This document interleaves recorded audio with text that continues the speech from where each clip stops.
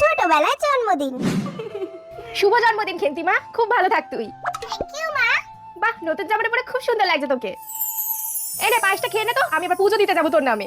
না না, আমি পায়েস খাবো না। জন্মদিনে একটু পায়েস খেতে হয়। এনে হা কর তো। ভালো লাগে না পায়েস। একটুকুনি মা, একটুকুনি আর কর। মা, বাবা আজকে সন্ধ্যাবেলা কেক আনবে, তো একটা বড় কেক। হ্যাঁ রে, তোর বাবা কেক আনবে। ইয়ে, কি মজা! কেক কাটবো, খুব মজা হবে। রিটিয়া ডুডুকে করে ডেকে দেবো। বড় বেলার জন্মদিন। Happy birthday Khenti, happy birthday Khenti. Thank you so much সবাইকে। নে এবার কেকটা কেটে নে।